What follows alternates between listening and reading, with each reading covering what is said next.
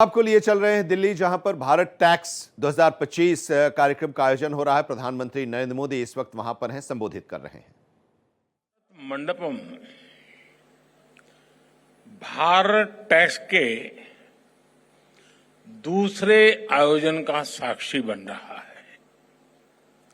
इसमें हमारी परंपराओं के साथ ही विकसित भारत की संभावनाओं के दर्शन भी हो रहे हैं। ये देश के लिए संतोष की बात है कि हमने जो बीज रोपा है आज वो वटवृक्ष बनने की राह पर तेज गति से बढ़ रहा है। भारत टैक्स अब एक मेगा ग्लोबल टेक्सटाइल इवेंट बन रहा है। इस बार वैल्यू चेन का पूरा स्पेक्ट्रम, इससे जुड़े 12 समूह एक साथ यहां हिस्सा ले रहे हैं। एक्सेसरीज, गारमेंट, मशीनरी, केमिकल्स और डाइज का भी प्रदर्शन किया गया है।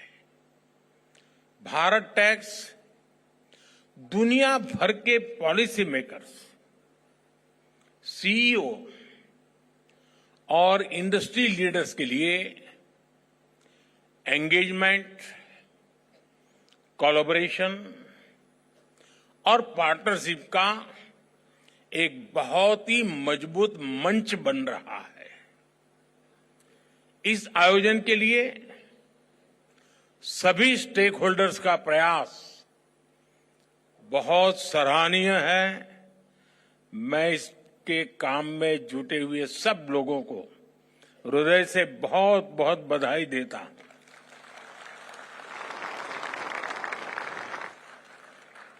साथियों, आज भारत टैक्स में 120 से ज्यादा देश हिस्सा ले रहे हैं। जैसे गिरिराज जी ने बताया, 126 कंट्रीज, यानी यहां आने वाले हर एंटरप्रेन्योर्स को 120 देशों का एक्सपोजर मिल रहा है। उन्हें अपने बिजनेस को लोकल से ग्लोबल बनाने का अवसर मिल रहा है। जो एंटरप्रेन्योर्स नए बाजारों की तलाश में हैं, उन्हें यहां विभिन्न देशों की कल्चरल नीड्स की जानकारी मिल रही है। थोड़ी देर पहले मैं प्रदर्शनी में लगे स्टॉल्स को देख रहा था। ज्यादा तो नहीं देख पाया, अगर पूरा देखता तो शायद मुझे 2 दिन लगते, और इतना समय तो आप मुझे परमिट भी नहीं करेंगे। लेकिन जितना समय मैं निकाल सका, इस दौरान मैंने इन स्टॉल्स के कई रिप्रेजेंटेटिव से भी बहुत सारी बातें की, चीजों को समझने का मैंने प्रयास किया। कई साथी बता रहे थे कि पिछले साल भारत टैक्स से जुड़ने के बाद उन्हें बड़े स्केल पर नए बायर्स मिले, उनके बिजनेस का विस्तार हुआ। और मैं तो देख रहा था, एक बड़ी यानी मधुर कंप्लेन मेरे सामने आई। उन्होंने कहा, साहब डिमांड इतनी है कि हम पहुंच नहीं पाते हैं।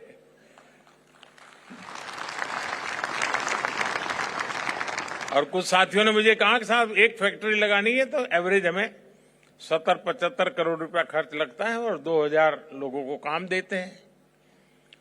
मैं बैंकिंग क्षेत्र के लोगों को सबसे पहले कहूंगा कि इन सबकी क्या मांग है, प्रायोरिटी समझो और दो।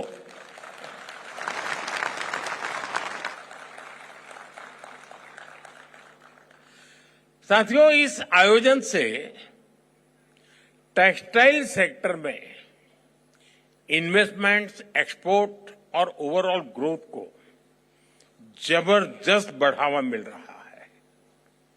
साथियों, भारत टैक्स के इस आयोजन में हमारे परिधानों के जरिए भारत की सांस्कृतिक विविधता के भी दर्शन होते हैं। पूरब से पश्चिम, उत्तर से दक्षिण, हमारे यहां कितने तरह के पारंपरिक परिधान हैं। एक एक परिधान के कितने कितने प्रकार हैं। लखनवी चिकन, राजस्थान और गुजरात की बांधनी, गुजरात का पटोला और मेरी काशी का बनारसी सिल्क,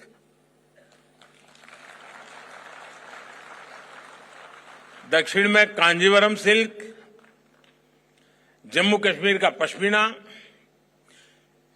ये सही समय है ऐसे आयोजनों के जरिए हमारी ये विविधता और विशेषता वस्त्र उद्योग के विस्तार का भी माध्यम बने। साथियों, पिछले साल मैंने टेक्सटाइल इंडस्ट्री में फार्म, फाइबर, फैब्रिक, फैशन और फॉरेन, इन 5 एप फैक्टर्स की बात की थी।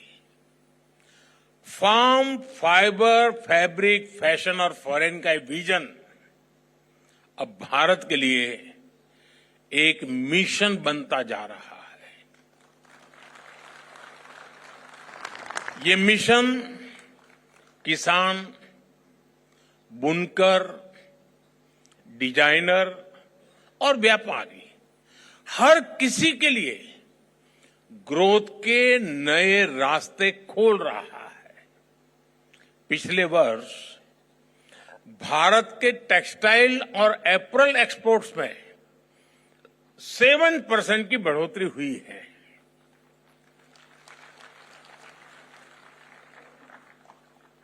अब आप 7% में ताली बजाओगे तो मेरा होगा क्या?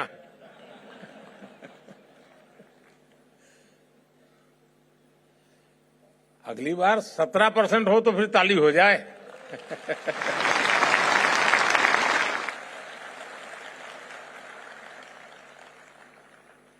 आज हम दुनिया के 6ठे सबसे बड़े टेक्सटाइल और एपरल्स एक्सपोर्टर है।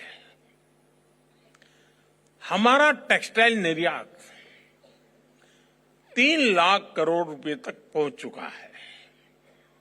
अब हमारा लक्ष्य है 2030 तक हम इसे 9 लाख करोड़ रुपए तक लेकर जाएंगे। मैं भले बोलता यहां हूं ये 2030 की बात, लेकिन आज जो मैंने वहां जो मिजाज देखा है तो मुझे लगता है कि शायद आप ये मेरा आंकड़ा गलत सिद्ध कर देंगे और 2030 के पहले ही काम पूरा कर देंगे। साथियों, इस सफलता के पीछे पूरे 1 दशक की मेहनत है। 1 दशक की कंसिस्टेंट पॉलिसी है। इसलिए पिछले 1 दशक में हमारे टेक्सटाइल सेक्टर में विदेशी निवेश 2 गुना हुआ है। और आज मुझे कुछ साथी बता रहे थे कि साहब बहुत सारी विदेशी कंपनियां भारत में इन्वेस्टमेंट करने के लिए आना चाहती हैं। तो मैंने उनसे कहा कि देखिए, आप हमारे सबसे बड़े एम्बेसडर हैं। जब आप कहेंगे तो कोई भी बात मान लेगा, सरकार कहेगी तो वो जांच करने जाएगा, ये सही है, गलत है, ठीक है, नहीं है। लेकिन अगर उसी फील्ड का व्यापारी जब कहता है तो मान लेता है, हाँ यार मौका है, चलो। साथियों, आप सब जानते हैं टेक्सटाइल देश में सबसे ज्यादा रोजगार के अवसर देने वाली इंडस्ट्री में से एक महत्वपूर्ण इंडस्ट्री है।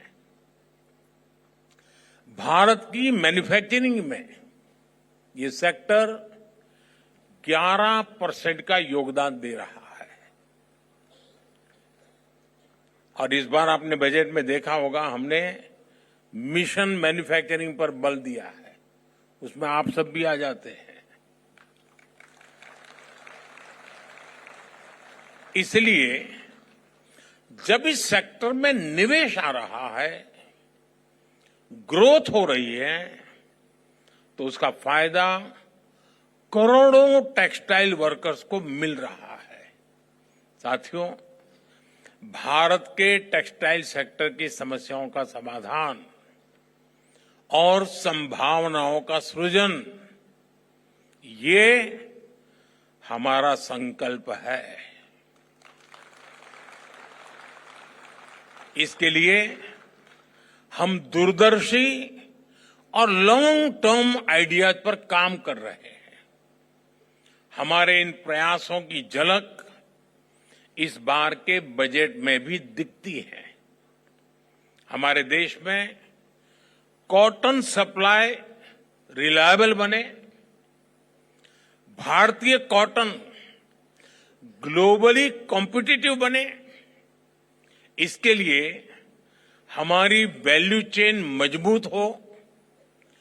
इंडस्ट्री की ऐसी सभी जरूरतों को ध्यान में रखते हुए हमने मिशन फॉर कॉटन प्रोडक्टिविटी का एक ऐलान किया है। हमारा फोकस टेक्निकल टेक्सटाइल जैसे सनराइज सेक्टर्स पर भी है। और मुझे याद है, मैं जब गुजरात में था, मुख्यमंत्री के नाते मुझे सेवा करने का अवसर मिला था, तो आपके टेक्सटाइल वालों से मेरा मिलना जुलना होता था। और उस समय जब मैं उनको टेक्निकल टेक्सटाइल की बातें करता था, तो मुझे पूछते थे, आप क्या चाहते हैं? आज मुझे खुशी है कि भारत इसमें अपनी पहचान बना रहा है।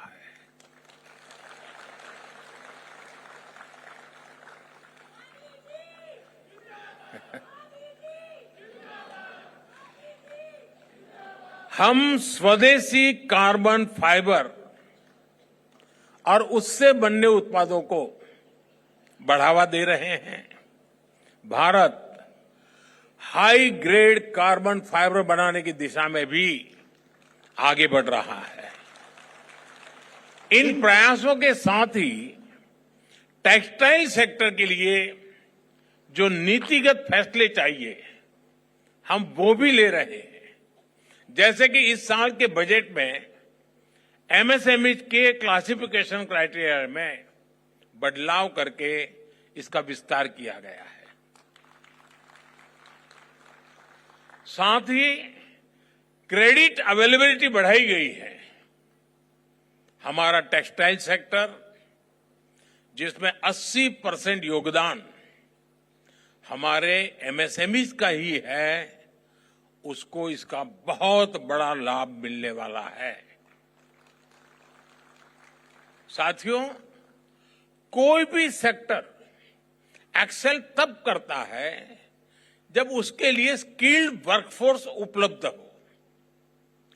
वस्त्र उद्योग में तो सबसे बड़ा रोल ही स्किल्ड यानी हुनर का होता है। इसलिए हम टेक्सटाइल इंडस्ट्री के लिए स्किल्ड टैलेंट पूल बनाने के लिए भी काम कर रहे हैं।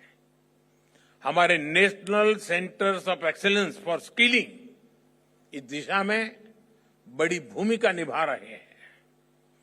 वैल्यू चेन के लिए जो स्किल्स चाहिए, उसमें हमें समर्थ योजना से मदद मिल रही है।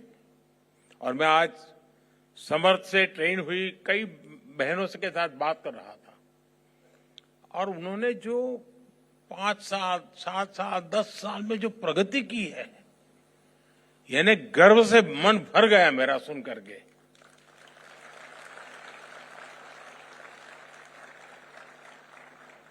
हमारी ये भी कोशिश है कि टेक्नोलॉजी के इस दौर में हैंडलूम की ऑथेंटिसिटी को, हाथ के कौशल को भी उतना ही महत्व मिले। हथकरघा कारीगरों का हुनर दुनिया के बाजारों तक पहुंचे, उनकी क्षमता बढ़े, उन्हें नए अवसर मिले, हम इस दिशा में भी काम कर रहे हैं। पिछले 10 वर्षों में हैंडलूम्स को बढ़ावा देने के लिए 2400 से ज्यादा बड़े मार्केटिंग इवेंट्स का आयोजन किया गया। 2400 से ज्यादा। हैंडलूम प्रोडक्ट्स की ऑनलाइन मार्केटिंग को बढ़ावा देने के लिए इंडिया हैंडमेड नाम से ई कॉमर्स प्लेटफॉर्म भी बनाया गया है। इस पर हजारों हैंडलूम ब्रांड रजिस्टर भी कर चुके हैं।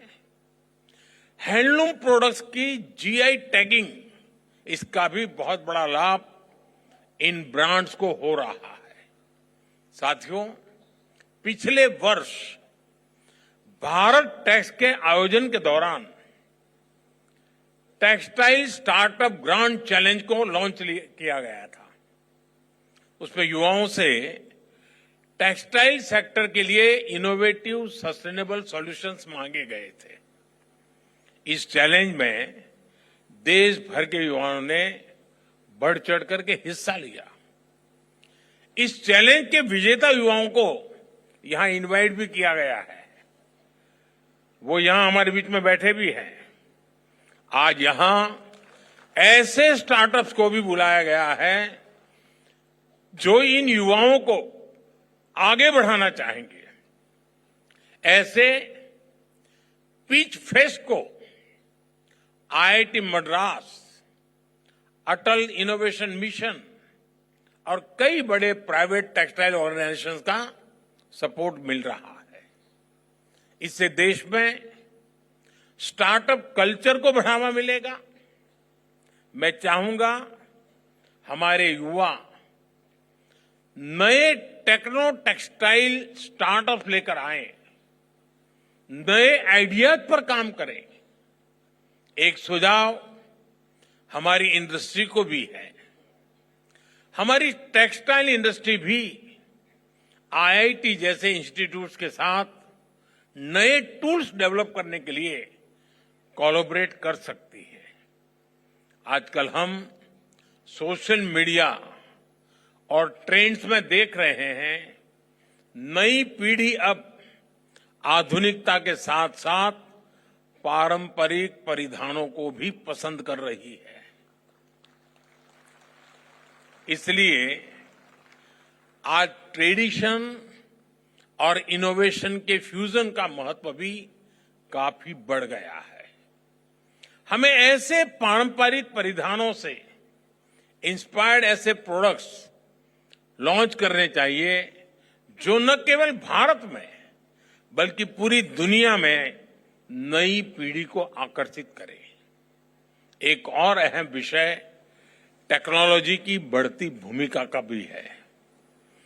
नए ट्रेंड डिस्कवर करने में, नए स्टाइल्स क्रिएट करने में अब एआई जैसी टेक्नोलॉजी की भूमिका लगातार बढ़ती जा रही है।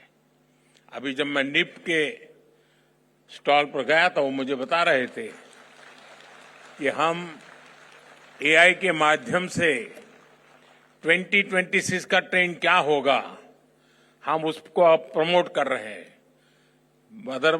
वरना पहले दुनिया के और देश ही हम कहते थे काला पहनो, हम पहन लेते थे। अब हम दुनिया को कहेंगे क्या पहनना है।